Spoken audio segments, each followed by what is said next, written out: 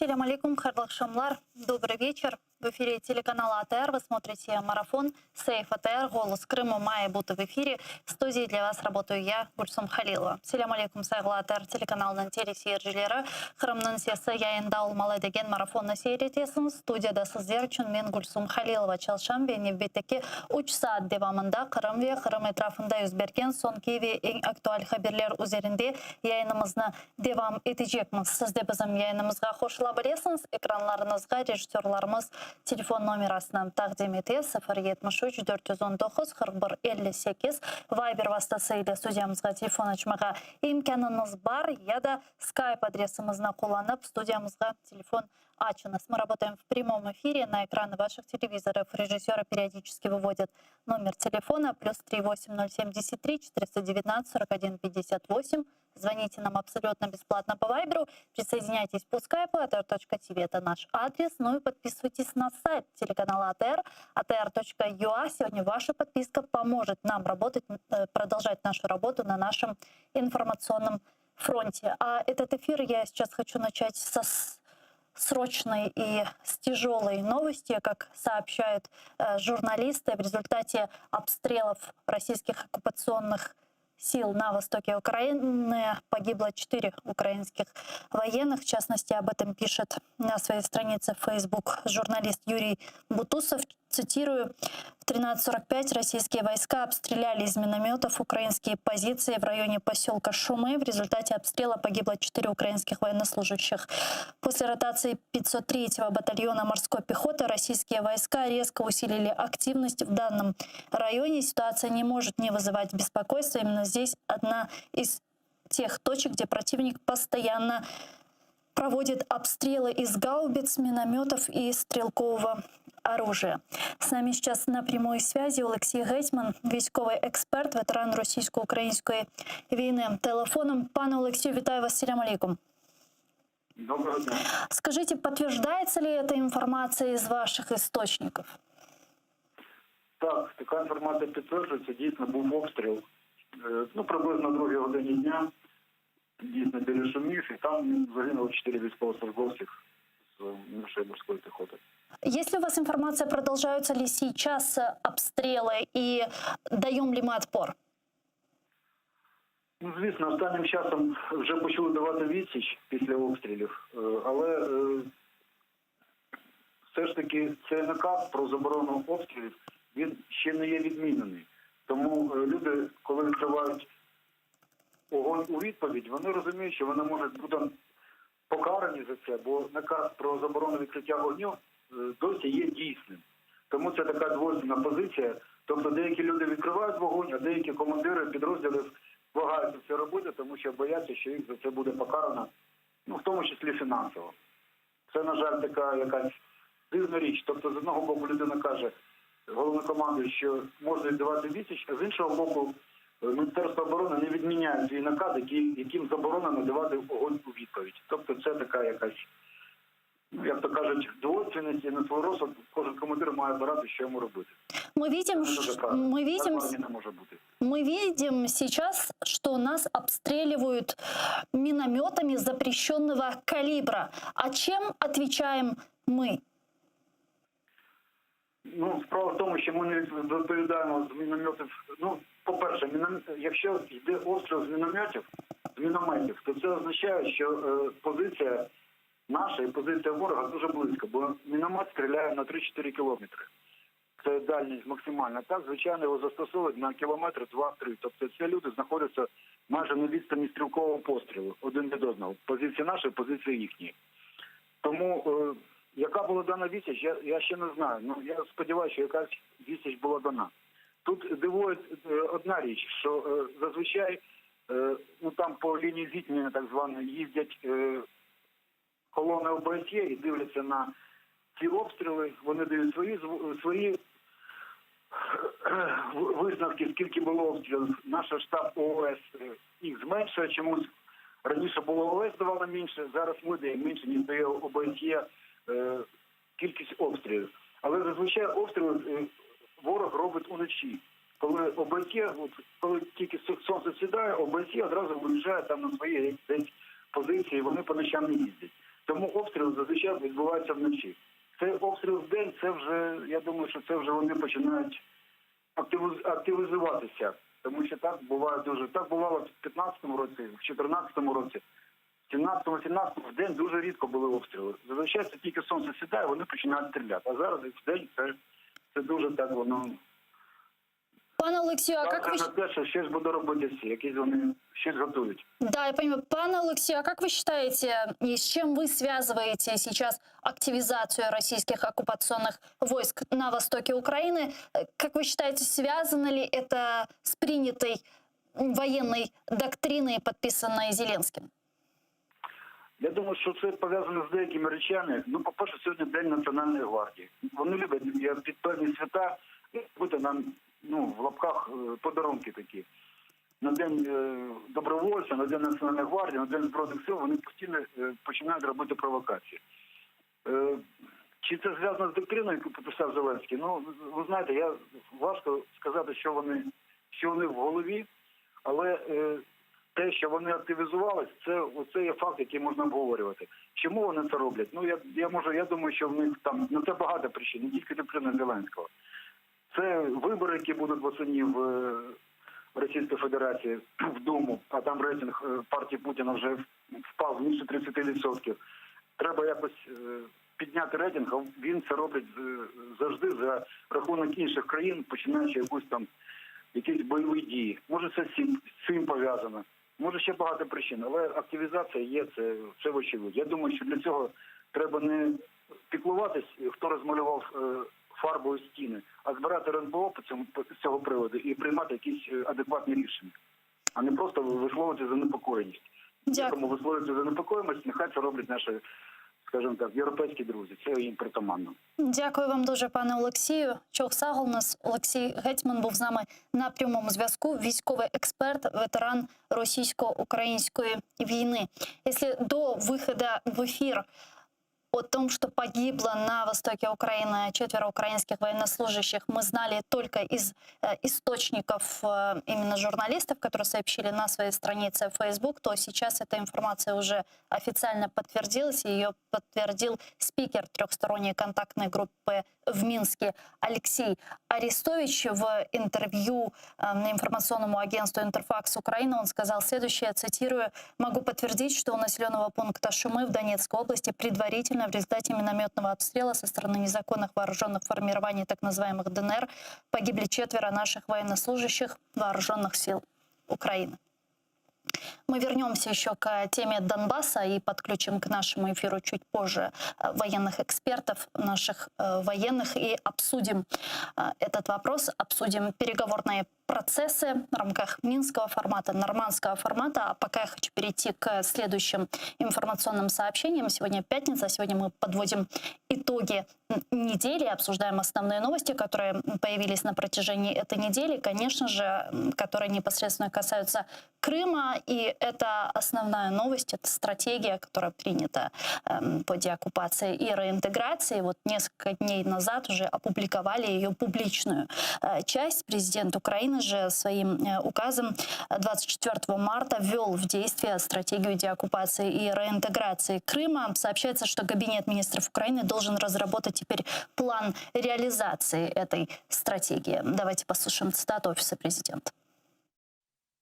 Цей документ визначає комплекс заходів дипломатичного, військового, економічного, інформаційного, гуманітарного та іншого характеру, спрямованих на відновлення територіальної цілісності державного суверенітету України в міжнародно визнаних кордонах шляхом деокупації та реінтеграції Криму. А к нашему эфиру сейчас присоединяется Виктор Трегубов, співзасновник партії «Демократична Сокера», а также Наталія Лютікова, волонтер, переселенка з Криму, громадський діяч. Вітаю вас, пані Наталія, вітаю вас, пане Викторе. Селям алейкум. Вітаю. Что ж, давайте обсудим стратегию по деоккупации и реинтеграции полуострова. Пани Наталья, начнем с вас. Читали ли вы ее? Довольны ли вы ей? И есть ли у вас какое-то понимание, уже прочитав эту стратегию, каким будет Крым после возвращения? Так, я її читала і зразу хочу відмітити, що цитата, яку зараз ви назвали, вона не зовсім достовірно того, що який зміст стратегії. Там вказано, що це комплекс заходів, а насправді це там описані наміри і такі теоретичні цілі того, що чого хочеться досягти. Заходів нема там ніяких, і я так розумію, що їх ми зможемо побачити в плані, який буде там пізніше затверджуватися. З позитивних моментів, які я відмітила, це те, що нарешті там називається прямо і без сорому російська агресія Російської Федерації, агресія Російської Федерації.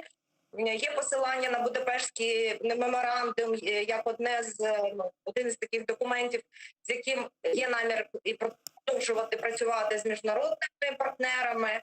Але є моменти, які в мене просто велике питання: а де Меджліс, а де статус кримськотатарського народу, де автономія кримськотатарська? Тобто я не розумію, чому взагалі про це нічого не сказано.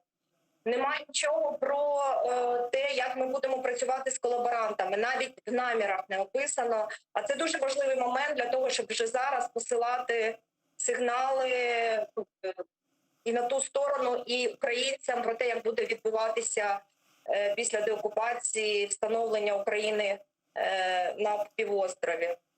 В принципі, багато розкутих фраз, багато загальних є позитивні наміри, але поки що це наміри. Як це буде реалізовуватися по факту, треба буде дивитися в плані, тому що наразі цей документ може просто залишитися папірцем нереалізованим, тому що ніяких там особливої конкретики, яка була відмінна від того, що є станом на зараз в публічному дискурсі, я не побачила.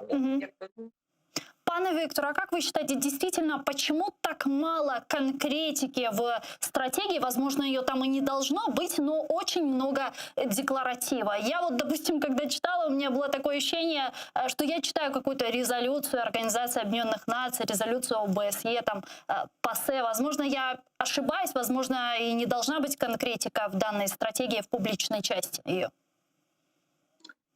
Смотрите, она может как быть, так и не быть. Это зависит от того, как этот документ сам по себе видят его авторы, видит украинское государство в лице людей, которые этот документ разработали. То, что мы с вами увидели, это так называемая рамочная стратегия. Что означает рамочная? Означает, что она фактически просто провела определенные красные линии. Она суммировала то, что мы делаем там же, делаем без нее по-хорошему, то есть то, что власть уже делает. И очертила, что власть собирается делать в дальнейшем. Причем очертила даже в самых абстрактных, я бы сказал, чертах. Что мы собираемся делать, что мы не собираемся бросать, и за какие линии мы не собираемся заходить. В принципе, это уже не так-то и плохо. В принципе, это лучше, чем ничего, потому что, по крайней мере, принятием этого документа власть берет на себя хотя бы базовые обязательства. И в следующий раз, когда какая-нибудь Рахами выйдет и начнет рассказывать про возможность подачи воды, будет на какой документ сослаться, когда будем объяснять, в чем он не прав. Слушайте, документ называется «Стратегия деоккупации и реинтеграции». Вот согласно этому документу, прочитав его, вы поняли, каким образом мы будем возвращать Крым и каким он уже к нам вернется? Вот в каком формате, как он будет выглядеть? В том-то и дело, что нет. Возможно, это документ, за которым последуют другие. То есть помимо стратегии у нас будет еще какая-то тактика. Возможно, они издадут какой-то отдельный документ, в котором будет прописано, как они видят себе роль крымско-татарского народа в Крыму до и после освобождения. Возможно, это необходимо. Потому что если они этой стратегией ограничатся, это абсолютно недостаточно. Но если за этой стратегией последуют какие-то дополнительные документы, в которых будет написано, например, да, безусловно, вопрос, что делать с коллаборантами. Хотя тут я как раз примерно могу понять, почему они это не сделали сейчас, потому что есть еще коллаборанты на Донбассе, и, возможно, планируются разные отношения коллаборантов на Донбассе и в Крыму. Да, безусловно, требуются документы, которые будут четко описывать экономическое восстановление Крыма после России, юридическое возвращение Крыма в украинское законодательное поле и так далее, а этого всего нет. И вот если этого всего не будет в дальнейших документах, в дальнейших коммуникациях власти и в дальнейших разработках, то это проблема. Если они собираются ограничиться только тем, что они сейчас нам показали, этого, безусловно, недостаточно. Но, может быть, это действительно какая-то рамка, и они впоследствии в этих рамках будут давать новые. То есть это как бы конституция наших взаимоотношений с оккупированной территорией, а впоследствии помимо будут еще законодательные акты. Возможно так. Вот еще мне что не совсем понятно, каким образом возложили разработку мероприятий, вот план реализации этой стратегии на Кабинет министров Украины, когда ни СБУ, ни разведка не подчинена Кабинету министров Украины. Пани Наталья, как вы думаете, к чему это перекладывание ответственности, или же это все же такая процедура? Я думаю, це пас Міністерству реінтеграції і просто віддають йому. Це неправильно. Моя думка, що тільки Кабмін цим має займатися. Але складно сказати, що вкладалося в це, тому що я знову ж таки скажу дуже загальні фрази, які дають поле дуже широке для маньоку, скажімо так. Мене дуже великі питання до інформаційної політики, тому що там, ну, якби говориться багато про те, що ми маємо там корисну інформацію до мешканців окупованої території. Видимо, у нас какие-то технические неполадки с пани Натальей. Мы попробуем еще раз связаться. Пане Виктора, что это? Да, что вы думаете относительно вопроса, который я озвучила выше? Ну, тут довольно просто. У нас существует орган, который должен заниматься вопросами реинтеграции оккупированных территорий. Он называется Совет национальной безопасности и обороны Украины. В него входит как раз, он является надстройкой над всеми теми органами, которые должны заниматься одним вопросом, включая спецслужбы, включая армию и включая, собственно, исполнительные органы. Почему этот пас отдан на одно конкретное министерство, по сути, которое является, как по мне, организационно, ну не то чтобы не способным, но не потянет. То есть выполнение всего того уже, что записано в этом документе, это просто выходит за пределы того, что это министерство одно само по себе может. То есть технически оно должно было быть возложено, ну и технически, и юридически, и по базовой логике на Совбез. Почему нет? Ну, мне кажется, не все то, что делает сейчас власть, разумно. Пани Наталья к нам вернулась. Алло, мы вас слышим и видим. Ну, я говорила про інформаційну частину, інформаційну політику, і мене там турбує такий момент, все ж таки там дуже обмежено вказано про те, що група буде робота з людьми на окупованих територіях. Але, на мій погляд, стратегія деокупації включає в себе і роботу з населенням на решті території України, зокрема, таку соціальну вести інформаційну пропаганду, нехай так це назвемо, і інформування про те, чим же зараз живе Крим, а що буде, а чому кримські татари мають бути визначені. І тобто цю всю історію, і треба поступово робити це таким наративом невід'ємним, тому що станом на зараз дійсно багато людей вже Крим ментально похоронили, чесно кажу, так я багато спілкуюся, і всім і не цікаво, що там, і ніхто не вірить в його повернення. Це треба змінювати, і треба повертати в суспільство і цей наратив. На мою думку, там цього не прописано. І ще багато моментів, які такі доволі розмиті.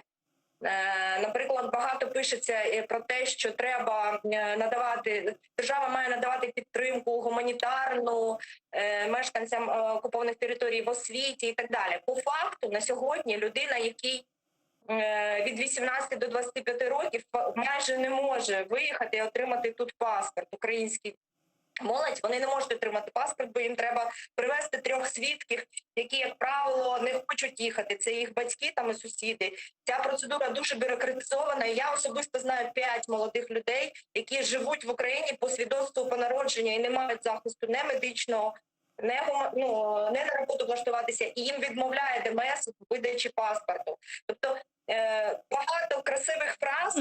Якщо почне змінюватися через плани, через більш конкретні тактичні дії, я буду цьому аплодувати. По факту, те, що там написано, на даний момент не відповідає дійсності. Ну, вот в качестве дополнительного примера могу еще привести еще один пункт, где говорится о необходимости предоставления и обеспечения радио и телевещания на временно оккупированные территории, но по факту единственный крымско-татарский телеканал АТР лишают сегодня финансирования, и тем самым оставляя его на грани существования. Да, пани Наталья. А телеканал «Дом», який фінансується з держави, і фактично має там обмежений перелік переглядів, тобто його, слава Богу, поки що небагато людей дивляться, і слава Богу, це тому що там іде фактично пропаганда сьогоднішньої української влади, а не її досягнень. Йде не допомога емоційна мешканцям окупованого Криму, як їм оформити документи, як вирішити якісь питання, як вступити в навчальні заклади. Абсолютно не потрібна їм інформація. На це витрачаються державні кошти. Коли є канал АТР, який заслуговує на повагу, яке дивляться сотні тисяч людей в Криму і орієнтуються на інформацію, яку він надає неупереджено. Це теж приклад того, як наміри, які тут задекларовані, не відповідають той ситуації, яка на сьогодні. Але виходить, що нам дають зрозуміти, що щось зміниться. Будемо дивитися, чекати план заходів і дивитися, чи все ж таки почують канал АТР і нас, кримчан. Сподіваємося на це. Также, значит, в стратегии деоккупации и реинтеграции говорится о инициированной крымской платформе. Там говорят, что крымская платформа должна стать ключевым внешнеполитическим инструментом. Вот один из этих пунктов. Давайте послушаем. Україна засновує і розвиває Кримську платформу як ключовий зовнішньополітичний інструмент консолідації міжнародних зусиль, спрямованих на деокупацію та відновлення територіальної цілісності України, подолання наслідків, спричинених тимчасовою окупацією Російською Федерацією Автономної Республіки Крим та міста Севастополя, а також захисту прав та інтересів громадян України. Пане Викторе, что нам даст крымская платформа и отыграет ли она свою практическую роль? Если да, то какая это может быть практическая роль? Смотрите, это можно рассматривать только в контексте вообще внешних контактов Украины как таковых. То есть вопрос Крыма так или иначе будет решаться в контексте общеукраинского вопроса и более общего вопроса противодействия Российской Федерации в Европе и мире. Насколько он будет эффективно решаться, зависит исключительно от действия власти. Эта платформа может быть как наполнена реальным содержанием и фактически собрать, если не друзей Украины, то хотя бы людей, у которых совпадают интересы, и внешнеполитических игроков, у которых с Украиной совпадают интересы, так она может быть исключительно декларативным органом. Это зависит от дорогого правительства, и наша дорогая власть вообще рукопожатной. Как в принципе в Европе. Как мы видим сейчас, у нас, например, большие проблемы в контактах с Соединенными Штатами. То есть президент Соединенных Штатов прямым текстом говорит, что пока не идет с президентом Украины на контакт, не он лично, а сотрудники Госдепа, потому что он, если это будет воспринято как неправильный сигнал, то есть не хотят, пока что наше правительство ведет себя так, что с ним не хотят иметь дело. И вот если это продолжится, то платформа просто обречена на неудачу, потому что платформа, например, без взаимодействия с Соединенными Штатами невозможно. А если же мы выйдем на нормальный внешнеполитический имидж, на нормальные внешнеполитические контакты, то в этих рамках мы сможем, безусловно, развивать Крымскую платформу и полагаться в том числе и на надежную поддержку партнеров, включая Соединенные Штаты, включая Великобританию, включая страны Евросоюза. Глава украинского МИДа Дмитрий Кулеба сегодня прокомментировал возможный приезд президента США Байдена. Вот что он сказал. Я не висвітлюю ніяких підтверджень участі у кримській платформі до тих пір, поки для цього не настане час, і ми не будемо мати всю офіційну інформацію. Але я можу підтвердити, що Сполучені Штати повністю всеохоплююче і беззастережно підтримують ініціативу створення кримської платформи. Безумовно, ми очікуємо найвищого рівня, високого рівня представленості США на інавгураційному саміті. Пани Наталья, как вы считаете, какие страны должны быть представлены на крымской платформе для того, чтобы она была более эффективной, и должна ли в ней, по-вашему, участвовать Россия?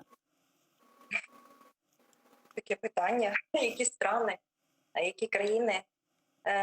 Ну, чим більше сильних країн, тим краще. Росія, я не розумію, що там може робити, тому що присутність Росії там може бути тільки у вигляді капітулюючої у війні країні, а вона цього не зробить, це точно. Тобто знову сідати за стіл перемовин, заглядати в очі і так далі. Якщо буде для цього використовуватися платформа ця, і Росія там якимось чином погодиться в ній взяти участь, то для мене це буде ознакою програшу. Але з того, як зараз розвиваються події, то я не вірю в те, що Росія буде в цій платформі. Так скажу. Какие вопросы должна рассматривать эта платформа, и верите ли вы в то, что вот в рамках этой платформы будут приняты какие-то важные решения, которые поспособствуют деоккупации полуострова? Перепрошую, це до мене? Чи до Пані Наталі. Мені? Ну, я погоджуюся з паном Віктором, що це можливість, однозначно для нас можливість зібрати там до такого високого гатунку країни і підняти питання і запропонувати рішення з деокупації. Але як це використає наразі наша влада і наші перші особи? Ну, цю ж платформу підписав пан Єрмак, цю стратегію, діяльність якого поки що демонструє протилежні, скажімо так, цілі для держави, які є в інтересах держави Україна, так скажу.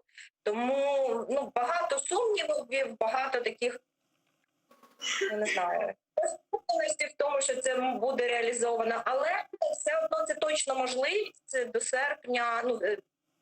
Хочеться довіряти дипломатам, які реалізовують зараз цей проєкт. Мені подобається, що саме Еміне Джипар просуває і цю тему з платформою і залучає інші країни. І, звісно, що хочеться подавати посил на півострів моїм землякам про те, що це та можливість, яку ми не втратимо.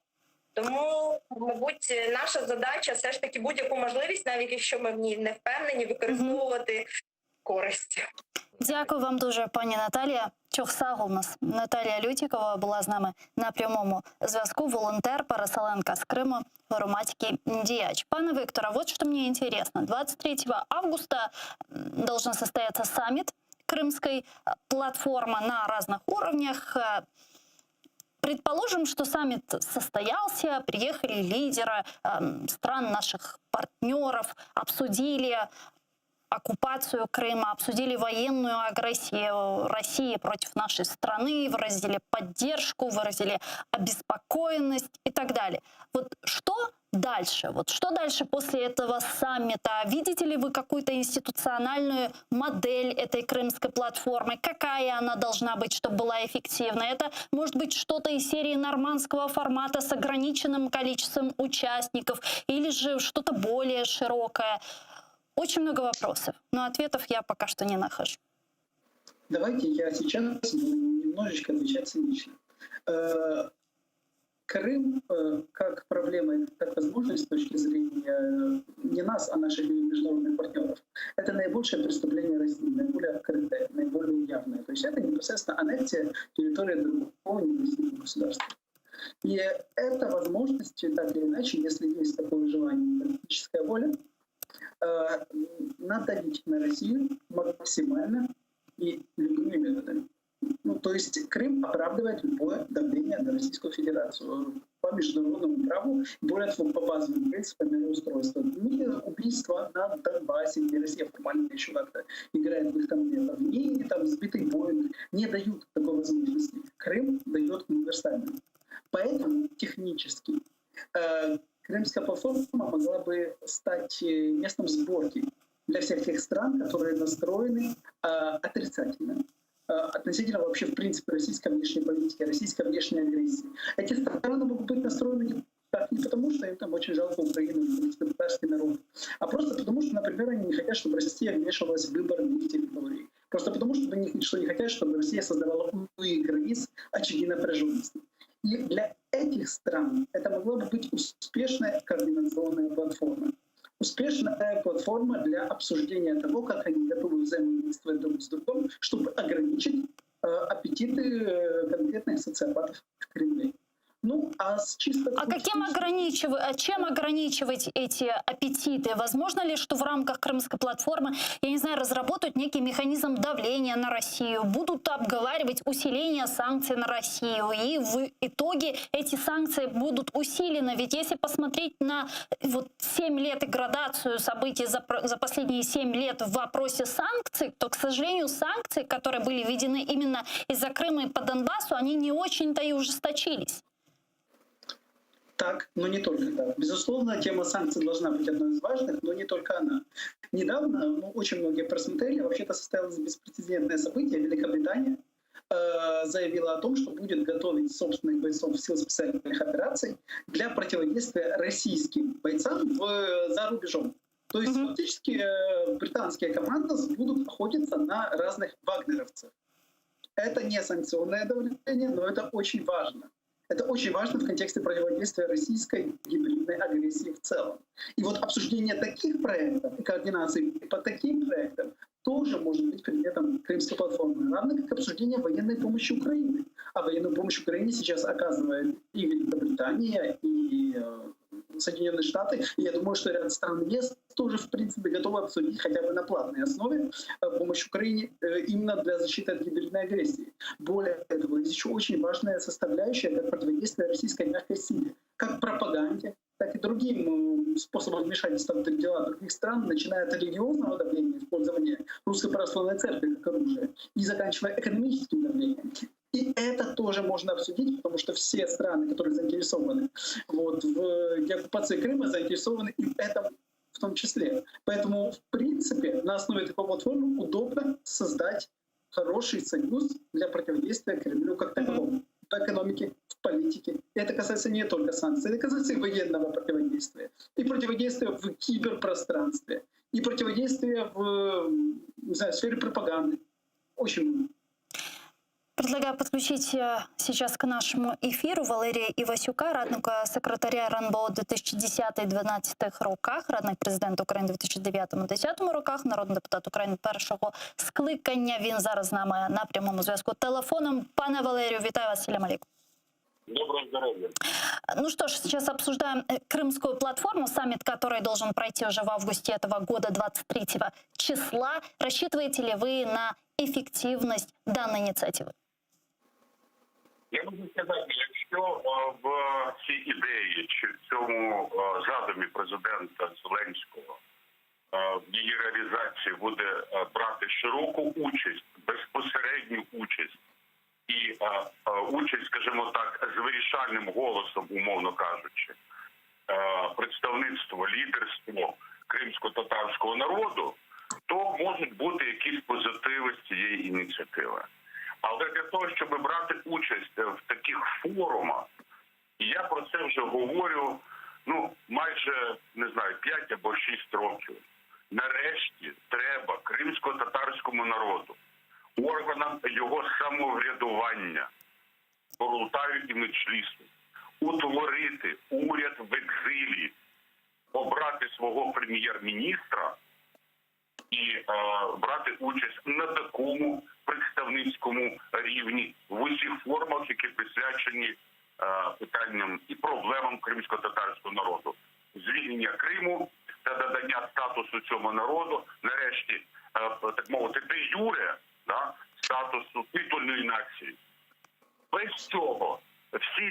забавки, вони залишаються, знаєте, от була фраза за президентства Порошенка: про Україну без України не можна. От про Крим, про кримсько-татарський народ. Без представництва, повноцінного представництва кримсько-татарського народу, будь-яка платформа, вона просто завалиться. Пане Валерию, вот что еще хотела спросить. А вы читали стратегию по деоккупации и реинтеграции временно оккупированного полуострова? Понравилась ли она вам? Я не читав і не збираюсь читати. Чому? Це все є. А тому що це є фікція. Це не просто фікція. Знаєте, це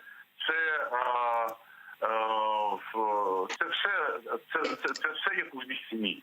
Я хочу, але цього бути не може. Це може бути за однієї умови. Якщо припинить своє існування Росія як держава в тих кордонах і в тому статусі, в якому вона є. Якщо вона розійдеться на десь 15, 20, а може і 40 самостійних країн, до тої пори нічого не буде. І це треба усвідомити, і це треба, з цього треба виходити і створювати органи управління, створювати, так мовити, державу в екзилі кримсько-татарську тут в Україні.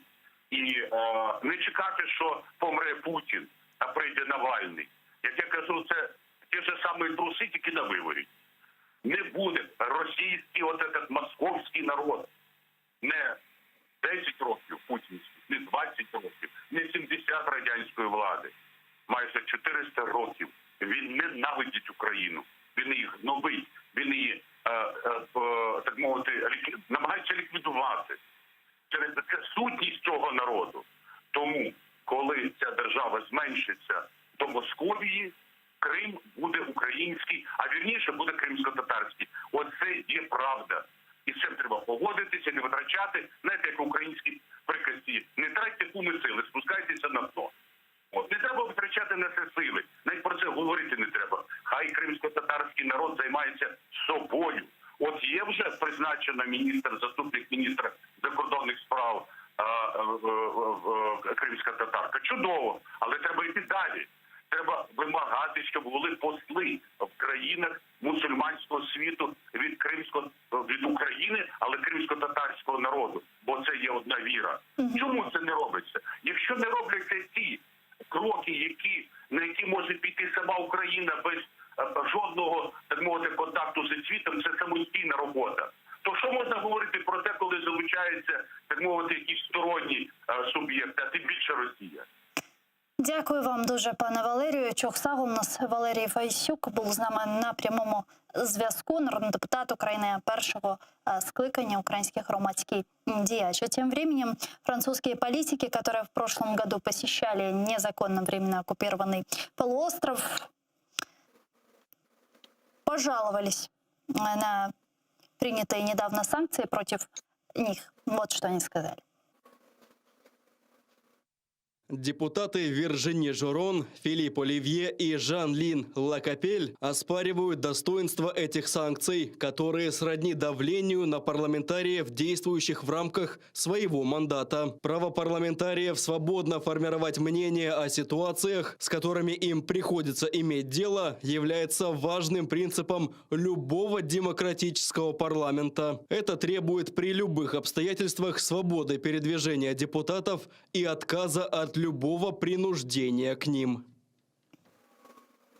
Пане Викторе, с чем вы связываете последнюю активизацию украинских властей в направлении деоккупации полуострова, в направлении такой ужесточенной политики против агрессора, против России? Значит, принимают стратегию по деоккупации полуострова, инициируют Крымскую платформу, вводят санкции против пятой колонны внутри нашей страны, вводят санкции против, значит, даже французских делегатов, которые незаконно посещают временно оккупированный полуостров. Есть ли какая-то движущая сила?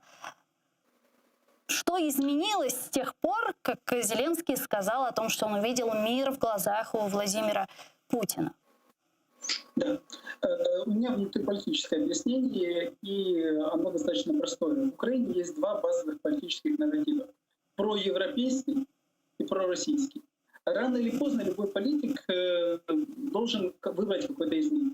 Зеленский 1,5-2 года пытался ехать на обоих, пытался как-то, как они это называли, объединять нацию вот, путем как-то маневрирования. В итоге что у него в его политической силе в парламенте есть как абсолютно радикальные ватники, причем убежденные такие ватники, которых даже в ПЖЗ было бы странно наблюдать.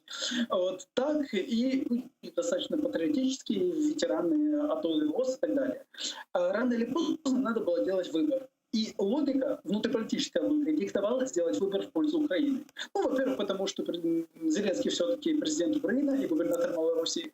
А во-вторых, просто потому что, ну, на самом деле длинный ряд причин, начиная от того, что он разобрался с Коломойским, и заканчивая тем, что ему надоело видеть постоянные протесты патриотов у себя подобными.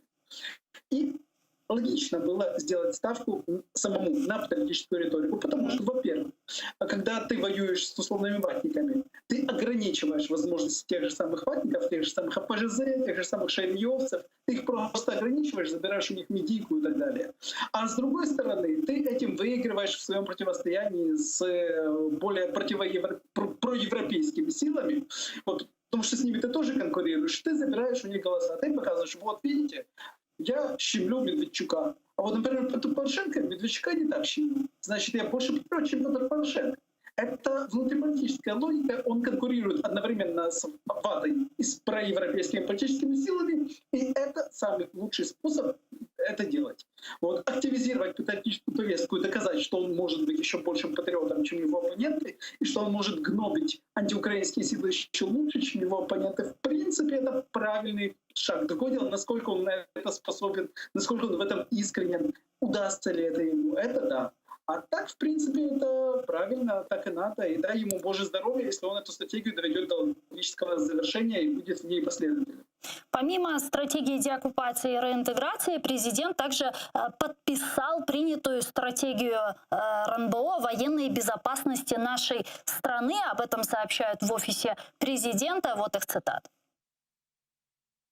Такий стратегічний документ в Україні підготовлено вперше. Стратегія є документом оборонного планування, мета якого забезпечення реалізації державної політики у сфері оборони та визначення шляхів реалізації пріоритетів державної політики у воєнній сфері, сферах оборони та військового будівництва. Всеосяжна оборона України відповідає закріпленому статутом ООН, суверенному, невід'ємному праву кожної держави на самооборону від агресії та не має на меті досягнення воєнного паритету з Російською Федерацією, що призвело б до надмірної мілітаризації держави, а передбачає підтримання балансу та поєднання воєнних і невоєнних засобів для забезпечення воєнної безпеки України.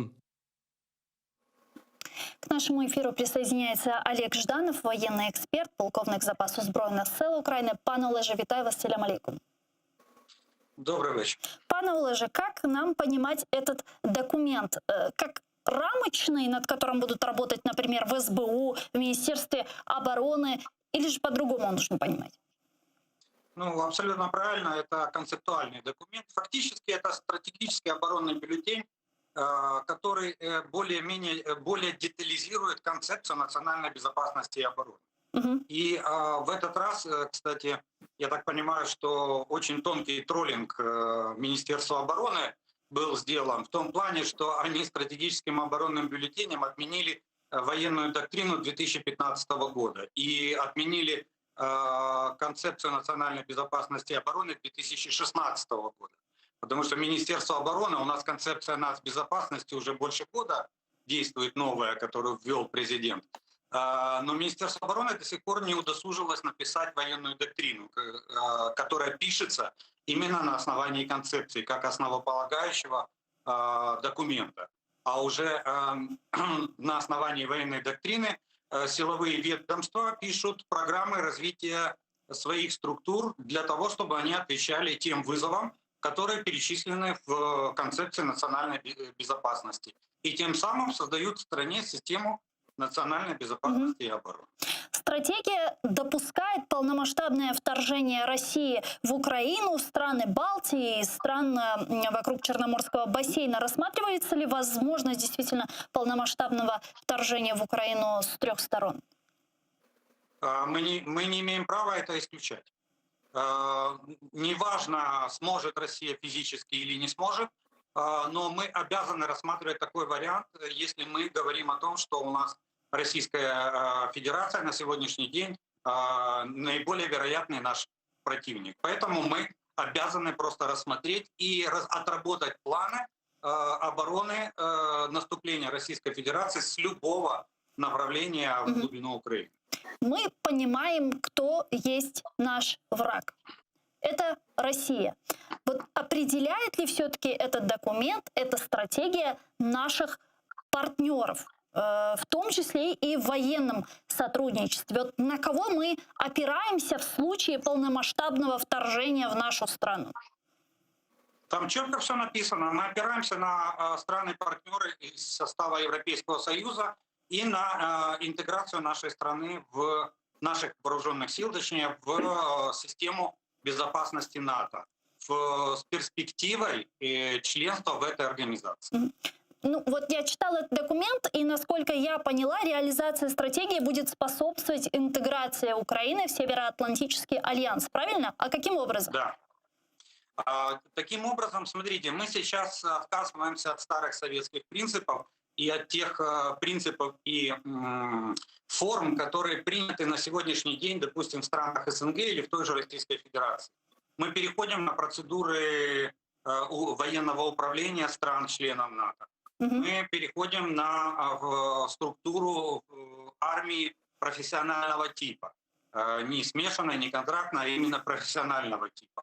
Мы переходим на структуру формирования и принятия решения командирами по процедурам стран-членов НАТО. Поэтому у нас, в принципе, по организации структуры, жизнедеятельности и планирования и ведения боевых действий наша армия будет соответствовать армиям стран-членов НАТО. И в этом плане будет полное взаимопонимание. Как пример могу привести вам Укрлит Полбрик, то есть украинско-литовско-польскую бригаду, которая сформирована у нас уже более 5 лет, над которой уже фактически существует оперативный штаб, главной задачей которого на сегодняшний день является адаптация боевых документов по планированию, организации и ведению боевых действий. Фактически это уже готовый фундамент для нового военно-политического союза между Украиной, Литвой и Польшей. Пане Викторе, что скажете? Ну, в первую очередь, я считаю, что мы полагаться можем сейчас исключительно на собственные силы. Да, безусловно, мы должны взаимодействовать всеми силами с нашими партнерами, использовать каждую возможность. Но будем честны, я тоже участник боевых действий, я довольно много, так получилось, общаюсь в том числе и с литовцами в первую очередь, и с другими друзьями из стран НАТО. Скажу мягко, все готовятся своими силами. Даже Литва, которая является членом НАТО, не полностью полагается на то, что прилетят американцы на больших красивых самолетах, с больших красивых авианосцев, их защитят. Нет, они готовят сверхразвитую систему территориальной обороны, они готовят сверхразвитую систему, по-английски resilience, стойкости перед гибридными угрозами, перед атаками на ключевые объекты инфраструктуры, перед информационными провокациями, юридическими провокациями, экономическими провокациями, потому что они знают, что Россия близко, а страны НАТО, они достаточно такие далеко и могут не успеть в нужный момент. Поэтому я полагаю, что в первую очередь нам необходимо исходить из того, что мы будем держать удар, а уж придут ли к нам на помощь, это зависит во многом от того, как мы этот удар выдержим. Поэтому мне кажется, что так же, как в 2014 году, наша страна действительно должна быть готова отразить удар с 3 направлений, если не с 4, потому что из Беларуси сделать бросок на Волыни тоже не очень сложно. Это невероятно сложная задача, это невероятно опасная задача. Но мне кажется, что мы просто живем в такое время, и мы должны учитывать то, что это время ровно настолько к нам безжалостно. Значит, мы живем в него, и мы должны быть к этому готовы. Сегодня мы получили ужасную новость с востока Украины. Журналисты на своей странице Facebook сообщили о том, что в результате обстрела со стороны российских оккупационных сил погибло 4 украинских военнослужащих. Эту информацию предварительно уже подтвердил спикер трехсторонней контактной группы в Минске Алексей Арестович. Пане Олеже, по вашим данным, что сегодня там произошло? Есть у вас какая-то подробная информация? Ну, насколько я обладаю информацией, там был минометный обстрел, и у нас 4 убитых и 2 раненых. Трехсторонняя контактная группа созывает экстренное заседание. Ну, я не понимаю, зачем и что они там будут дальше рассказывать. Факт того, что мы как бы постоянно несем потери в одностороннем порядке и не отвечаем и на вот такие вызовы, да, мы там открыли ответный огонь. Какой огонь, по ком, из каких видов вооружения, к сожалению, эта информация не сообщается. До тех пор, пока Россия будет вольготно себя чувствовать в нормандском формате в виде миротворца, а не стороны конфликта, ну, я думаю, что у нас успеха не будет на востоке Украины. На фронте уже вовсю используют 120-миллиметровые минометы. Это запрещенное оружие, насколько я знаю. И информацию об этом мы видим практически ежедневно в сводках. Можно ли, пане Олеже, сказать, что таким образом Россия сейчас повышает ставки? Если да, то для чего она добивается сейчас? Россия не просто повышает ставки, Россия формирует очередную волну конфронтации на линии разграничения, пользуясь тем, что она не сторона конфликта. Как только мы начинаем предъявлять претензии, Россия начинает заявлять, что они не участники. Вот идите в Донецк, идите в Луганск, договаривайтесь с ними. И мы вроде как молча с этим соглашаемся. Вот в этом главная проблема. А они на сегодняшний день формируют новую волну давления, понимая прекрасно, что президент Зеленский обещал мир, и каждый убитый солдат, каждый раненый солдат — это удар по имиджу президента Зеленского. Это создание напряжения в социальной сфере Украины. Это раскачивание ситуации внутри страны. Это доказательство всему миру, что Украина не договорное государство. Мы, к сожалению, несмотря на то, что это была одна из первых цитат президента Зеленского, еще сразу после избрания, что надо начать и выиграть информационную войну, к сожалению, мы информационную войну еще даже не начинали. И мы вот здесь постоянно проигрываем, постоянно считаем наши потери. Пане Викторе, что скажете, почему так происходит? Почему Россия перманентно прерывает этот режим тишины? Возможно, я неправильно говорю, возможно, даже никакого режима тишины и не было. Режима тишины нет. Удары идут, ответки летят. Да, ответки летят, будем честны. То есть наши там тоже не исключительно умирают безответно. Но конкретно сейчас шумы — это маленький, буквально пару улиц, поселочек на самой северо-западной границе Горловки. Он действительно находится на расстоянии не то что минометного, а прямого выстрела от Горловки. И вроде бы поступила информация, что россияне там готовы что-то вроде небольшого локального наступления, но очень локального. Но дело не в этом. Дело в том, что у нас действительно последние несколько месяцев острейшее обострение. Причем по всем направлениям работает и артиллерия, работают снайперские группы, ищутся дыры в обороне там и там. То есть, да, идет именно такая форма давления. Почему она идет? Ну, давайте посмотрим. России неинтересно то, что сейчас происходит на Донбассе. Оно неинтересно, потому что Россия сейчас фактически должна отчасти взять на себя жизнеобеспечение убитого, разграбленного, уничтоженного региона. Целью России изначально было спихнуть этот регион на Украину на своих условиях. То есть оставить там своих марионеток, и через этих марионеток иметь влияние на внутриполитический и внешнеполитический курс Украины. У нее это не получается, и ситуация замороженного конфликта в контексте Донбасса России сейчас неудобна. В России не очень хорошее внутреннее положение, в России не очень хорошая экономическая ситуация, не очень хорошая демографическая ситуация, и внутриполитическая ситуация мне внезапно стала не очень. И более того, Гульсум, я уверен, что вы сами знаете, что и даже в Крыму вот сейчас ситуация для россиян неоднозначная. Как в связи с тем, что вода действительно заканчивается, так и в связи с тем, что из-за абсолютного беззакония, которое они там сейчас устроили, уже среди крымчан, которые даже российского происхождения, настроения и пророссийских взглядов, началось воспоминание об Украине с легкой ностальгией, что, по крайней мере, к нам там относились как к людям, а не как к полному скоту. Нас не выкидывали из собственных домов, не сносили наши деревья и наши участки бульдозерами. И как-то, а теперь даже митинговать нельзя, потому что даже митинг будет быстро разрушен. В этой ситуации для России остается единственный вариант обострения. Просто другого нет. Россия должна шантажировать Украину взятием на себя дополнительных обязательств, там, подачи воды в Крым. А единственное средство шантажа, которое сейчас осталось, после того, как вы последовательно отрезали все российские каналы мягкой силы, а которые не смогли отрезать и ограничили. Фу-фу-фу, но это более-менее получилось. Осталось только военное давление. У них нет других способов заставить Украину играть по их правилам. Вот они пытаются таким, но пока, честно говоря, неудачно. Пане Олеже, а что нам тогда делать в такой ситуации? Как мы должны сейчас действовать? Есть же Минск, есть, что-то там договариваются, что-то там заседают. Есть нормандский формат.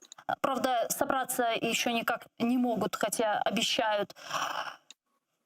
Ну, Есть какие-то переговоры, есть какие-то планы, о которых говорит Андрей Ермак. Вот разработала, значит, Германия, Франция этот план. Мы что-то там доработали. Но вот как-то на Россию это все не влияет. Оно и не будет влиять на Россию, потому что Россия составляла Минск-2, и он их полностью устраивает. И они, если вы обратили внимание, за 7 лет Россия ни на йоту не отошла от тех положений, которые записаны в Минске-2. И они категорично настаивают на их выполнении в полном объеме, так как они прописали их в момент подписания. Что касается нормандского формата, но перспектив я не вижу во всяком случае, до выборов в Германии вряд ли соберется какой-либо форум. Но в любом случае, смотрите, мы не можем переломить ситуацию идеологическую.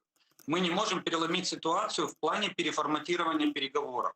У нас нормандский формат получается 3+1. То есть есть пострадавшая Украина, которая воюет, и, как говорит, к сожалению, говорит даже наш президент, с той стороной, кто та сторона, мы не знаем. И есть 3 миротворца — Франция, Германия и Россия. И вот в этом, мне кажется, заключается главный камень преткновения всех этих переговоров, что мы не ставим Россию в сторону конфликта, не объявляем их ответчиками за все происходящее на востоке Украины и в Крыму в том числе. К сожалению, мы еще при предыдущей власти мы четко почему-то разделили, несмотря на то, что это территория одного государства, мы почему-то четко так разделили ситуацию с Крымом и ситуацию с Донбассом.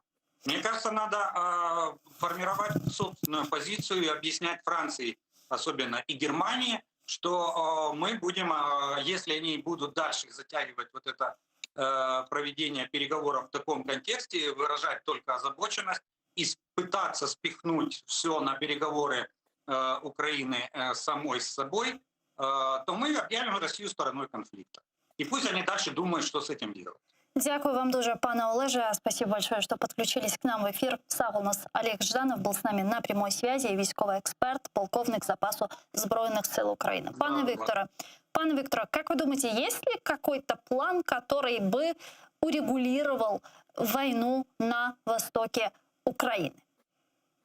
План? Нет, безусловно. Это не план, это, господи, ненавижу слово комплекс мер, но это комплекс мер. Урегулировать войну на востоке Украины может только отказ России от изначальной амбиции, ради которой эта затея затевалась. А она затевалась для того, чтобы сохранить после оккупации Крыма, создать регион напряженности в Украине, который стал бы для Украины крючком, который не позволит Украине ни нормально, эффективно развиваться, ни заявлять эффективные претензии на тот же Крым, ни идти на Запад в самом широком смысле этих слов. То есть, по-хорошему, в теле Украины создавалась такая рваная рана, и в нее завязался крюк. Это вышло не так, как они хотели, потому что вместо того, чтобы загнать этот крюк в тело Украины, получилась огромная серая зона. Получилась такая огромная мега-Абхазия. Но в таких масштабах эта мега-Абхазия России не интересна. Идет такая война на истощение. Россия сама влезла в этот конфликт, она не может сейчас из него вылезти, потому что это будет утрата лица, но рано или поздно она должна будет из него вылезти, потому что тащить на себе оккупированный регион она долго не может. Это неинтересно, это растраты без каких-либо политических дивидендов. А, соответственно, интегрировать его в себя, то есть оккупировать его, как оккупировал Крым, и аннексировать, она тоже не может. Потому что это будет еще хуже, регион уже убит. То есть нет никакого интереса ни стратегического, ни экономического. Вот поэтому рано или поздно она должна его выплюнуть. Но то, что она его не выплюнула до сих пор, держится на личных амбициях одного человека, Владимира Путина, который не хочет потерять лицо, который не хочет показать, что этот проект для него был провальным. Ну, во-первых, Владимир Путин не очень молодой, не очень здоровый. А во-вторых, в конце концов, в Российской Федерации, как в Российской империи, возможна смерть от апоплектического удара табакеркой в висок. Поэтому мне кажется, что рано или поздно конфликт в Донбассе обречен на разрешение. Просто вопрос в том, устанет ли Россия и сама из него выйдет, или Россия из него выйдет в срочном порядке, когда что-то случится в самой России. Глава украинской делегации в трехсторонней контактной группе в Минске Леонид Кравчук прокомментировал сегодняшние обстрелы на Донбассе. Он сказал, что Россия не остановится, пока ее не остановят любыми путями. Цитирую: «Ожидать чего-то от России оккупационной администрации ОРДЛО не стоит, потому что Россия была и остается в своей философии уничтожить Украину. И это для нее основная задача. На первых порах можно сделать губернию, а в принципе Украина как государство не должна существовать». Это позиция президента России Путина, официально высказанная позиция много лет назад. Ждать, что они будут действовать гуманно, преувеличение, конец цитаты. Какими любыми путями, как мир может сегодня остановить агрессию России, и готов ли на это мир? Может, абсолютно точно. Готов ли? Большой вопрос. Ограничить агрессию России довольно просто, потому что Россия высокоуязвимое государство, как бы странно это ни звучало. Россия — государство, которое живет буквально с продажи ресурсов на Запад. Если Запад найдет себе силы от этих ресурсов отказаться, ограничить эти продажи, у России не будет фактической возможности продолжать собственную агрессию. Другое дело, что вместо этого мы наблюдаем, как Германия там душу рвет в попытках продолжить строительство Северного потока-2. Вот это на самом деле проблема, то, что на самом деле политической воли для остановки Российской Федерации в Европе сейчас недостаточно. А так-то Российскую Федерацию остановить можно. Можем ли мы как-то спровоцировать наших партнеров на то, чтобы не это сделать? Да нет, не можем. С другой стороны, неплохо справляется сама Российская Федерация, например, когда она убивает чеченцев на территории той же самой Германии. Это несколько обескураживает даже немецких политиков с максимально гибкой спиной, и как-то заставляет немножечко скорректировать собственную политику. Я скажу честно, то состояние, в котором сейчас Россия пребывает, российская политика, она неустойчива. То вот это закручивание гаек, которое идет в самой России, долго продолжаться не может. Вот эта вот охота на всех несогласных, в том числе убийства в странах Европы, оно тоже не может долго продолжаться. Вмешательство в выборы в странах Европы и США долго не может продолжаться. Рано или поздно действительно дадут по рогам. Вот. Хотелось бы, чтобы, конечно, пораньше. А поскольку Россия из этой стратегии не выходит, рано или поздно ее ждет очень жесткое осаждение. Я бы сказал, что возможно активное силовое осаждение. Просто сейчас, к сожалению, мир на это все еще не готов. Мир все еще ищет какой-то компромисс, какую-то возможность поторговаться, какую-то возможность взаимосотрудничества, взаимной выгоды. Это невозможно. Когда это невозможно, скажут по-немецки, вот тогда, наверное, это и будет финалом всей этой истории. Ну вот вы упомянули Северный поток-2. Действительно, очевидно, что Германия, судя по всему, не против объединять свои технологии, да, с ресурсами России. Но не является ли это разве коллективной безопасностью для всей Европы? Безусловно. И это главная проблема Евросоюза, то, что у него нет коллективного понимания безопасности, у него нет коллективного понимания общего экономического и стратегического, в том числе и в сфере безопасности, интереса. Потому что, например, то, что прекрасно понимают в Литве, то, что замечательно понимают в Польше, в Германии просто не хотят понимать. В Швеции уже, кстати, понимают прекрасно, а вот в Германии не хотят. И это показывает разность внешнеполитического интереса у разных стран в Евросоюзе. И вот это, кстати, главная угроза, которая сейчас стоит перед Евросоюзом, потому что же это за национальное образование, у которого разное понимание необходимости защищаться, у которого разное понимание врага и у которого разное понимание стратегической угрозы. Вот это главная проблема, которая сейчас стоит перед ЕС. Ну вот, кстати, недавно, извините, я вас перебила, кстати, недавно генсек НАТО Ян Столтенберг подтвердил, что есть разногласия у стран-членов НАТО относительно вопроса Северного потока-2. У нас есть его цитата, давайте вместе послушаем.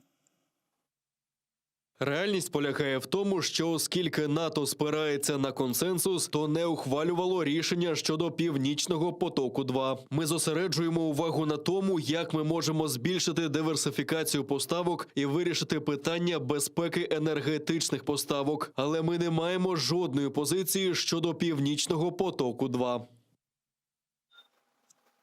Но пока что видится, что у Соединенных Штатов Америки по поводу Северного потока-2 позиция однозначная. Но дожмут ли они своими санкциями Северный поток-2 и сделают ли невозможным завершение ее строительства, как думаете? Я надеюсь на это. Тут следует преодолеть большое сопротивление Германии, но я на это надеюсь. Вы знаете, в чем главная проблема Северного потока-2? В том, что еще 2 года назад украинская сторона не верила в то, что остановка его строительства возможна. То, что украинское государство, передо мной выступал один из американских журналистов, один из американских лоббистов, который рассказывал, как они пробивали эти санкции, он говорил, что украинское государство, украинское посольство тогда в США вообще не помогало, потому что считало, что это невозможно. Зачем мы будем лишний раз лезть и просить от наших партнеров то, что они все равно не готовы сделать, они этого все равно не сделают, а нас будут воспринимать попрошайками. Оказалось, что они это сделали. То есть все-таки можно это дело продавливать, можно это дело пробивать, была бы политическая воля и достаточная шила, не скажу где. Соответственно, можно, наверное, это пробивать и в Германии, можно, наверное, и с немцами говорить, можно, наверное, вести работу в этом направлении. И я надеюсь, что, может быть, общими усилиями не только Соединенных Штатов, но и Украины, но и Польши, но и Дании, но и Швеции, может быть, удастся как-то германскую сторону, немецкую сторону убедить в том, что, наверное, стоит иногда учитывать интересы и не только своих лоббистов, но и стран-партнеров. Дякую вам дуже, пане Вікторе. Чухсагну, что были с нами на протяжении часа. Спасибо за хорошую, приятную беседу. Віктор Трегубов був з нами на прямому зв'язку, співзасновник партії «Демократична Сокера», публицист.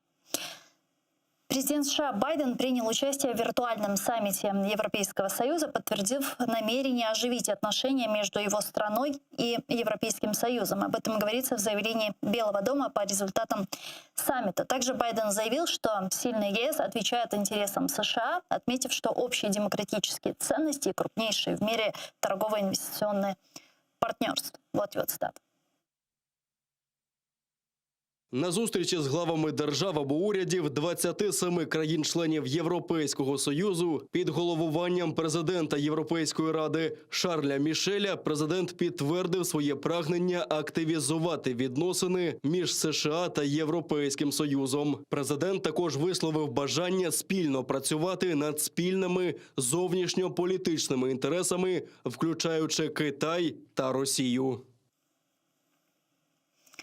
Ярослав Божко, приєднується до нас, експерт з міжнародних питань. Пане Ярославе, вітаю вас, салям алейкум. Витаю вас. Пане Ярославе, мы видим, как в последнее время Соединенные Штаты Америки, Великобритания, страны Европейского Союза, Североатлантический альянс, НАТО четко говорят, что Россия является основной угрозой мировой безопасности. Когда же все же опустится железный занавес? Ну, вы знаете, я считаю, что мы сейчас не в том положении, когда мир снова будет разделен на биполярный. И мне кажется, что Россия сейчас рассматривается скорее как игрок регионального масштаба. Это значит, что все-таки ключевой проблемой для Запада будет оставаться Китай, хотя выходки России действительно выглядят куда более дерзко.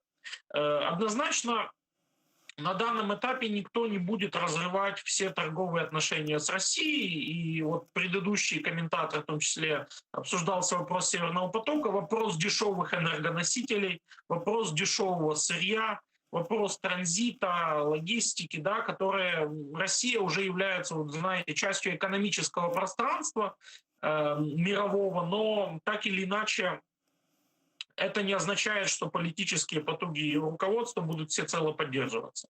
Но это в то же время и не означает экономическую изоляцию. То есть Россия будет рассматриваться, как, знаете, такой нерадивый партнер то Китая, то других государств крупных, который регулярно, да, действительно является вызовом мировой безопасности, однако никто не будет переходить с ним в конфронтацию вплоть до такой, как была между США и Советским Союзом. Будут, я думаю, использованы более точные инструменты, в том числе и стимулирование демократических движений в самой России, в том числе и стимулирование государств, которые составляют вокруг России определенный, условно говоря, пояс безопасности западного мира, в том числе и Украина входит, и Кавказские государства, и Молдова. Но, к сожалению, мы не можем говорить о том, что мир поделится снова надвое, потому что Россия уже не является таким крупным игроком, и полноценная конфронтация тут была бы не такой эффективной, даже как стабильное давление. А он не поделился уже после слов Байдена о том, что Путин убийца? Вот просто многие эксперты после этого заявления Байдена начали говорить о том, что началась уже вторая холодная война между США и Россией. Ну, знаете, это как минимум такое существенное преувеличение геополитической роли России. Это скорее такой показатель коллективного неприятия российской политики, показатель отношения, в первую очередь, западного политикума к мерам, которые принимает Россия в мировой политике. Но говорить о том, что Россия является каким-то полюсом влияния, чтобы делить мир надвое, мы не можем. Скорее сейчас в этих условиях полюсом будет Китай, и Россию в том числе не будут загонять до конца, не в последнюю очередь потому, что не хотят полного слияния России с Китаем, не хотят дальше видеть китаизацию России в силу того, что у Китая, в отличие от России, действительно есть ресурсы на то, чтобы выстроить какой-то альтернативный Западу геополитический полюс и угрожать как интересам США, так и Европейскому Союзу и Великобритании. На прошлой неделе Байден, когда назвал Путина убийцу, также анонсировал санкции, которые будут введены в ближайшие недели против России за ее вмешательство в президентские выборы США. Но вот уже прошла неделя, пока что этих санкций мы не увидели. Когда мы их увидим, какие они будут, могут ли быть они действительно такими драконовскими, вот о которых говорили несколько лет назад? Ну, смотрите, часть санкций, по сути, уже введена, просто не в формате санкционного давления. Частично это решение еще, которые готовились при Помпео.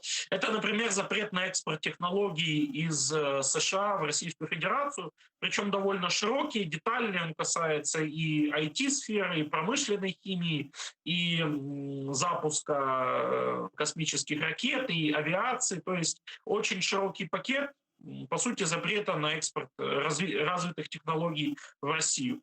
Во-вторых, политика США, новой демократической администрации, она только выстраивается. Я думаю, это вопрос нескольких месяцев. Но уже сейчас однозначно понятно, что эти санкции будут. Будут санкции против российского правительства, отдельных лиц, представителей силовых структур, связанных с давлением на оппозицию в Российской Федерации. Будет отдельный пакет санкций по вмешательству в выборы со стороны России, точнее попыткам вмешательства, о которых писал Национальный совет разведок США. В этом контексте, возможно, будут опять же преследовать крупных российских олигархов, связанных со спецслужбами, таких как Олег Дерипаска и Михаил Фридман, которые непосредственно стимулируют эту сеть влияния в интересах России на Западе. Но, как минимум, мы можем иметь полную уверенность, что эти санкции действительно готовятся, и нужно только время для того, чтобы все вот эти бюрократические этапы и их разработка была соблюдена. Дякую вам дуже, пане Ярославе. Чохсаг, у нас Ярослав Божко був з нами на прямому зв'язку, експерт з міжнародних питань. А мы переходим к теме Беларуси. Там правозащитники сообщают по меньшей мере о 245 задержанных в разных городах Беларуси. В День воли милиция Беларуси подтвердила задержание более 200 человек. Европейский Союз официально выразил поддержку новой международной платформе, которая будет заниматься документированием нарушений прав человека режимом Александра Лукашенко в Беларуси. Об этом заявил глава дипломатии ЄС Жозеф Борель. Порушники мають бути притягнені до відповідальності. Разом з групою країн-членів та інших держав-союзників ЄС підтримує незалежну та неупереджену міжнародну платформу задля притягнення до відповідальності, яка займатиметься збором, перевіркою та збереженням свідчень про серйозні порушення прав людини у Білорусі, скоєні під час та після президентських виборів у серпні 2020 року. ЄС висловлює політичну підтримку платформі і коли підготовчий етап завершиться, підтримає її також фінансово. Совет ООН по правам человека одобрил создание группы по расследованию событий после президентских выборов в Беларуси в августе 2020 года. Совет принял соответствующую резолюцию 20 голосами «за». Представители 7 стран, включая Россию, еще бы высказались против. Ми повинні продемонструвати підтримку народу Білорусі і притягнути до відповідальності винних у тяжких порушеннях прав людини, щоб покласти край порочному колу безкарності. Юрій Губаревич, білоруський політичний громадський діяч, голова руху «За свободу» з нами зараз на прямому зв'язку. Пане Юрію, вітаю вас, селям алейкум. Доброго дня. Мы видим, что Лукашенко все так же затягивает гайки, пакует людей сотнями. И очевидно, что это напряжение продолжает расти. Когда взорвется белорусское общество? Белорусское общество давно уже в состоянии взрыва. Это произошло еще в прошлом году во время президентской кампании. И до сих пор вот этот эпицентр, он не утихает. Тут власть борется скорее с внешними проявлениями, потому что для них самое страшное — это то, что люди продолжают видеть, что большинство в стране недовольно существующим положением и не собирается смириться. А эта визуализация как раз-таки и происходит через массовый выход людей на улицу или даже вывешивание национальной символики в окнах домов. И за то, и за другое людей задерживают и отправляют в тюрьму на несколько недель ареста.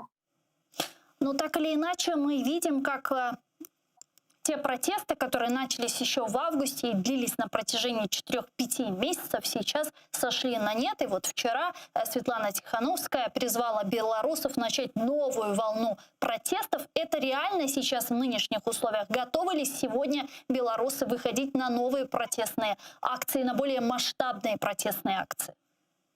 Опять-таки мы можем говорить только про визуальную часть протестов, потому что протесты могут принимать любую форму, как я уже говорил, от выхода на улицу и вывешивания символики до бойкотирования товаров, которые производят фирмы, наближенные к режиму, или какая-то финансовая, ну, скажем так, несодействие режимным институтам в их деятельности.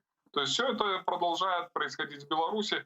Конечно, люди понимают и уровень риска, когда за простой выход на улицу или даже за символику могут отправить в тюрьму не то что на несколько там суток, но и завести уголовное дело. То есть уровень риска высок. Но опять-таки вот эта борьба, которая происходит, она призвана продемонстрировать прежде всего сторонникам режима среди номенклатуры и силовых органов в том, что ситуация под контролем. Но тут они сами себе противоречат, когда абсолютно мирный день, мирный праздник, День воли 25 марта, пригоняют военную технику на улицы городов, проводят усиленное патрулирование с оружием. О каком контроле над ситуацией в этом случае можно вести речь? Но скажите, а кто и что сейчас является такой движущей силой протестных акций? Кто и что может заставить сегодня белорусов снова выйти на протестные акции и уже остаться на них бессрочно и долгосрочно?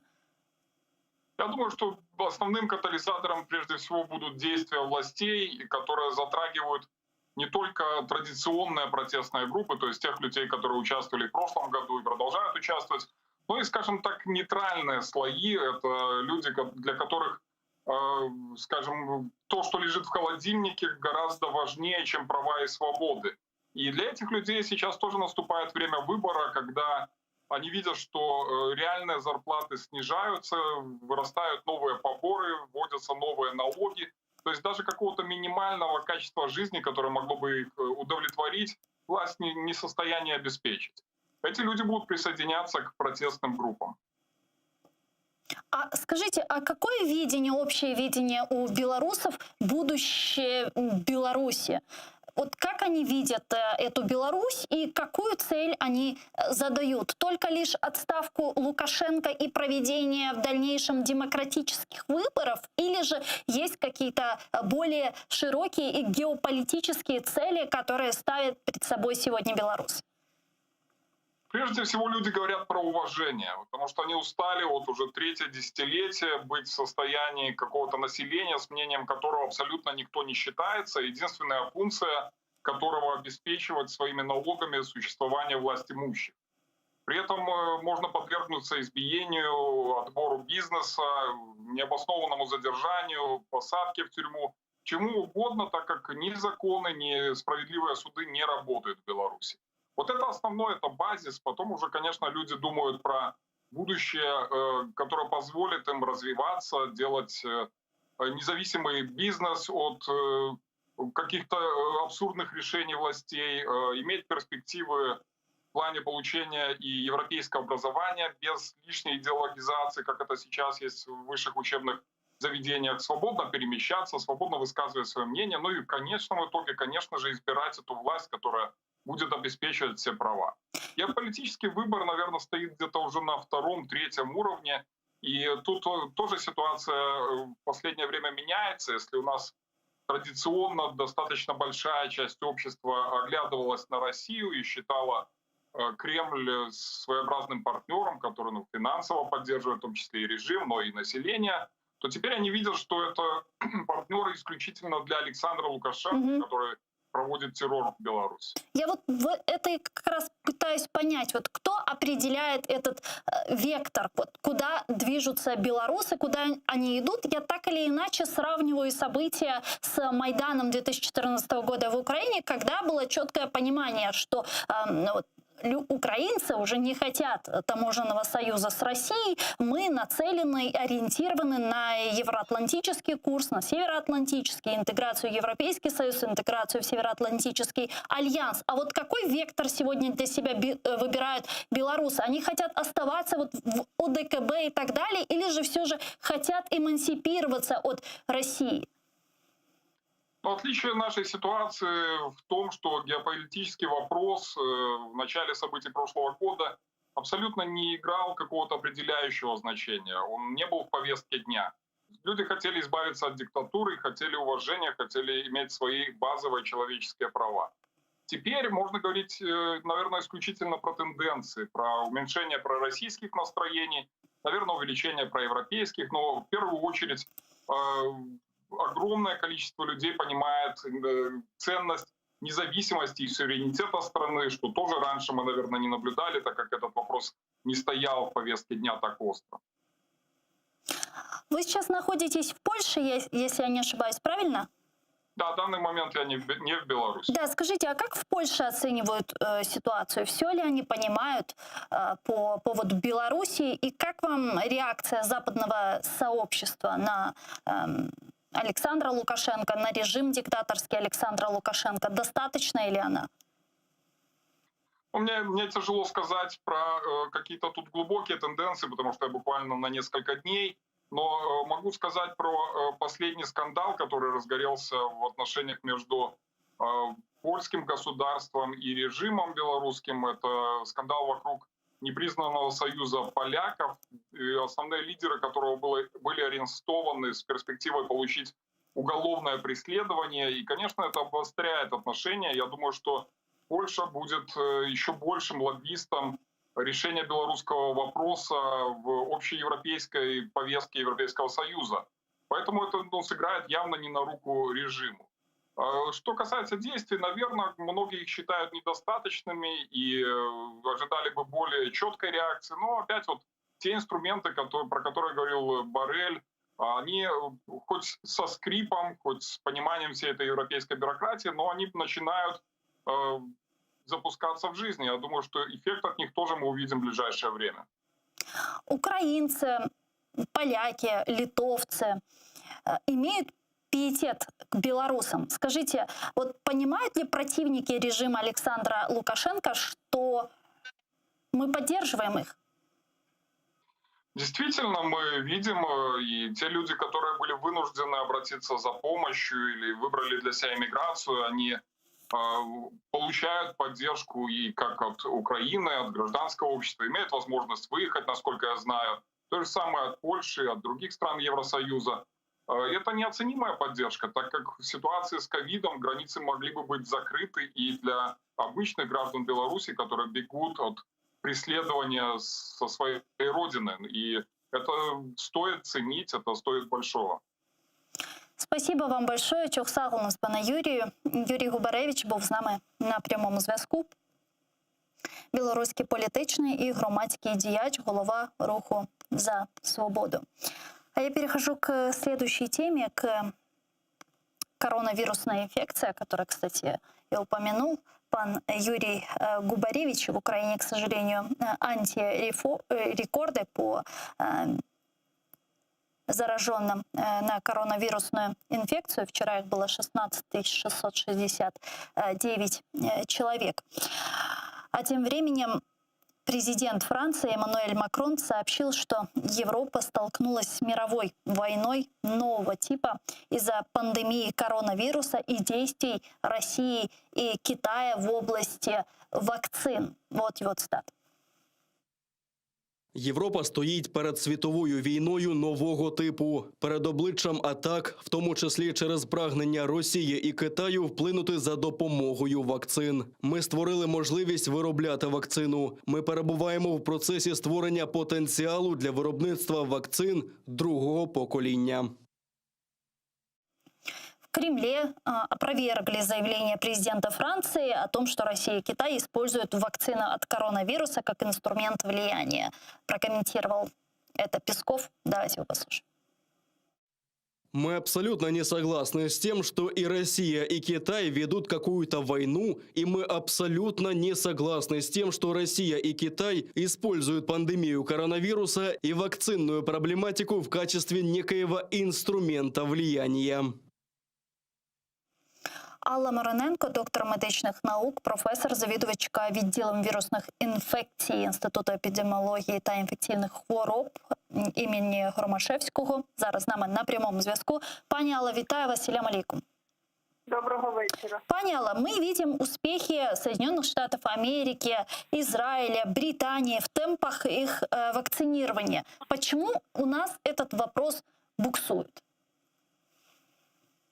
Ну, надо понимать, что у нас вообще антивакцинальные настроения, они не сейчас возникли. Они давно витают уже лет, наверное, больше 10. Когда дети, взрослые, родители отказываются под разным предлогом прививать своих детей от традиционных инфекций, от которых вакцины используются уже не один десяток лет, и понятно, что весь мир это делает. Но вот под влиянием определенных факторов и даже под влиянием церкви многие почему-то отказываются это делать, не понимая, что этим накапливается, благодаря тому, что не проводятся вакцинации детей, своевременно накапливается количество неиммунности, такие эпидемии, как корь, дифтерия. Это мы года 2 назад, по-моему, всплеск кори пережили, и много умерших было. А ведь все потому, что не прививают. Я понимаю, есть объективные причины, когда вакцина, например, не заводится, а Украина не делает свою вакцину. Тут понятно. понятно. Но когда вакцина привезена, а прививки не делают, это тут уже не очень понятно. Понятно. А вот расскажите для наших зрителей популярно, как работает вакцина, что стимулирует выработку антител. Вот я пришла, вакцинируюсь, мне вкололи вакцину, вот что со мной происходит? Ну, иммунная система на на вакцину она может быть разная. Это могут быть фрагменты вируса, это могут быть только белки, например, которые призваны стимулировать выработку антител путем обучения клеток иммунной системы, передать обработки иммунной системой этих чужеродных для организма агентов и уже передачи сигнала Т-лимфоцитов на Б-лимфоциты, а Б-лимфоциты уже вырабатывают антитела. Когда это происходит первый раз, то есть первая встреча с возбудителем, это происходит более медленно. А если потом организм, например, еще раз подвергается вакцинации, это называется ревакцинация или там уже повторная вакцинация, или же, например, организм переболел, да, человек переболел, но еще не был привит, то потом, как правило, он уже не заболеет. Это за редким исключением. А вы уже вакцинировались? Что? А вы вакцинировались? Вы знаете, мы списки на работе подали, но пока вот как-то никто нам ничего не предложил. Я просто почему спрашиваю? Я просто почему спросила? Я думаю, может, если вы вакцинировались, вы сможете нам сказать, как человек себя чувствует после вакцины, есть ли какие-то побочные эффекты? Знаете, реакция на вакцину, она всегда может быть. Если есть реакция, то считается, что организм реагирует, и иммунитет будет лучше. Конечно, когда реакция какая-то уж очень затянувшаяся и вызывающая, напоминает болезнь, это уже, в общем, не очень хорошая вакцина. Понятно. Я знаю, что вот доктора, которые прививались, знаю, что там день или два, может быть, и даже подъем температуры, 2 дня, и это проходит. Понятно. И последнее. Реально ли у нас в стране выработать коллективный иммунитет? Большая часть населения уже переболела первую, вот ту волну, которая имела пик осенью. Теперь мы видим резкое нарастание больных за счет нового варианта этого британского. Причем скорость нарастания количества больных больше, чем в ту осеннюю волну. Там как-то это было медленнее, а сейчас более стремительно. То есть шансы есть. Плюс есть люди привитые. И надо понимать, что прививки надо начинать, с медиков это правильно, но учитывая то, что много медиков перенесли уже инфекцию, то они их не надо прививать в первую очередь. Надо прививать тех, которые еще пока не переболели. Дуже дякуємо вам, пані Алла. Алла Мироненко була з нами на прямому зв'язку. Чох Сагонас. Но я с вами не прощаюсь, мы прерываемся буквально на несколько минут. Далее мы вернемся в эту студию и продолжим наш эфир уже на крымско-татарском языке. Не переключайтесь. Коршкевич.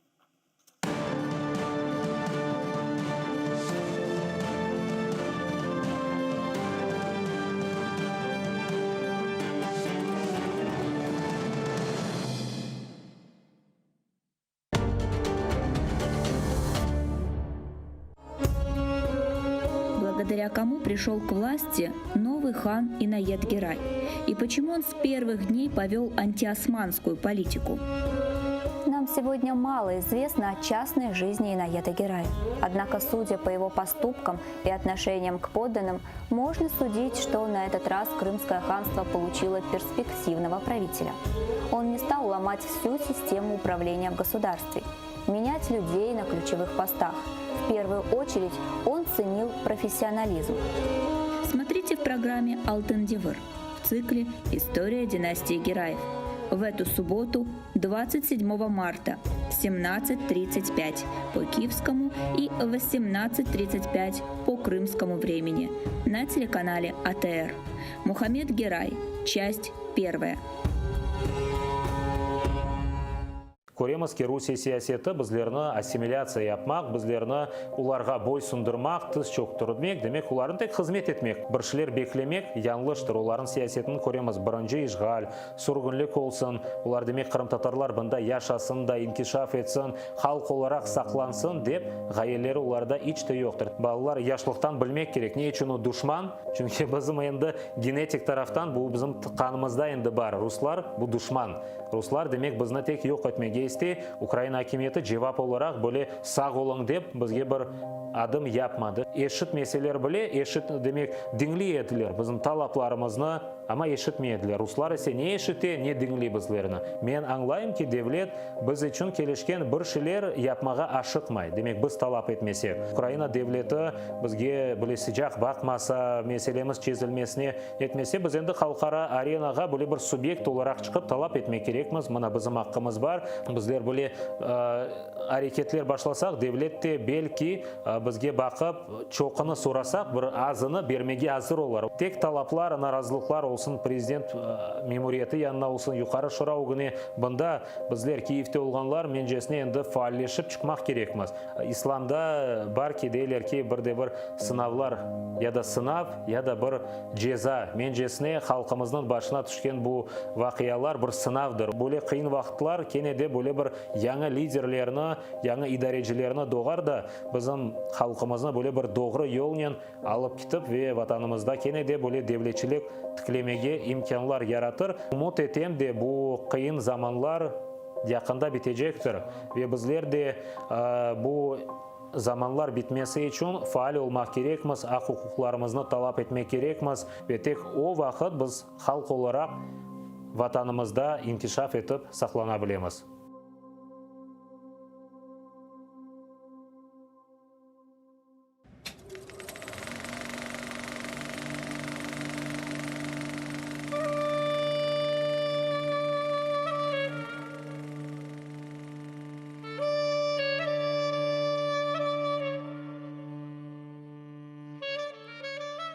Гаспринский приверженец мусульманских ценностей, но он за реформирование уммы, за просвещение.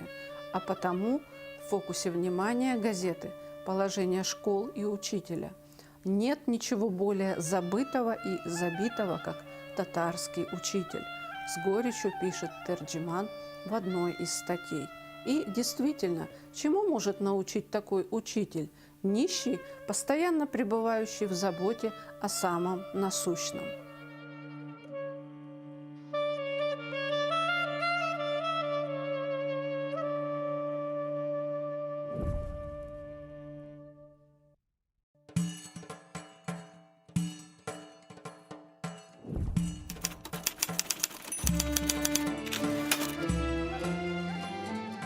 Смотрите в субботу в программе «Тарих Седасы» с Гульнарой Бекировой на телеканале АТР.